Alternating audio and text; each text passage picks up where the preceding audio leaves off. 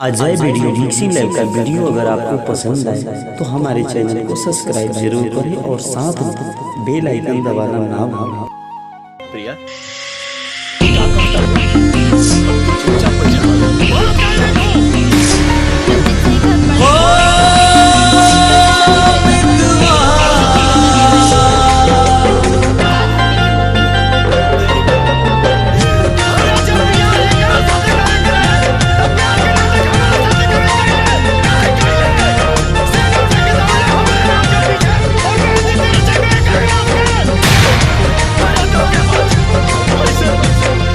तुझसे बहुते करिले हम प्यार, काहे कैलू जिंदगिया बेकार हो। तुझसे बहुते करिले हम प्यार, काहे कैलू जिंदगिया बेकार। कैसे भूली बीतल हम दिन, ओ कैसे भूली बीतल हम दिन। मिलल तोहरा से जवन दुलार, तोहसे बहुते करिले हम प्यार हो। काहे कैलू जिंदगिया बेकार, तोहसे बहुते करिले हम प्यार। एक लड़के से बोलती है कि जाओ तुम अपनी माँ का कलेजा निकाल के लाओ, तो मुझे विश्वास होगा कि तुम मुझसे प्यार करते हो। वो लड़का जाता है और अपनी माँ का कलेजा निकालता है। घर से बाहर निकलते वक्त जब लड़के को चौखट पे चोट लगता है तो माँ के कलेजे से आवाज निकलती है कि बेटा साथ जिए के खैलू कसम, वादा तोड़िए के गैलू सनम हो।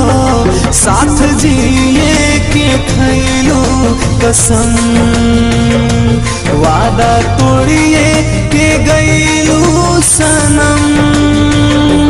काल्हे जइबू तू पियावा के द्वार, काले जइबू तू पियावा के द्वार हो।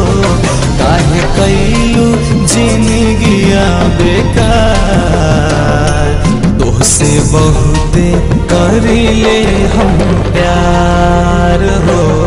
काहे कैलू जिंदगिया बेकार, तोहसे बहुते करिले हम प्यार।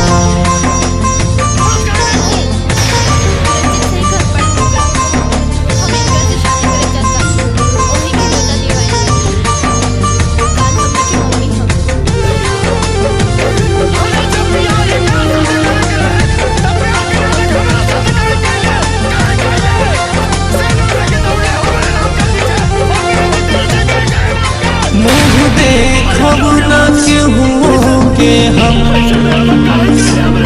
दिलू हमरा के ऐसन जखम हो। मुँह देखब न केहू के हम, दिलू हमरा के ऐसन जखम। कहीं मिले ना दिल के दवा, कहीं मिले ना दिल के दवा हो। दिलू अमर जीत के ऐसन जखम, पागल कहे लगवा जवार। काहे कैलू जिंदगिया बेकार हो। तोहसे बहुते करिले हम प्यार, काहे कैलू जिंदगिया बेकार।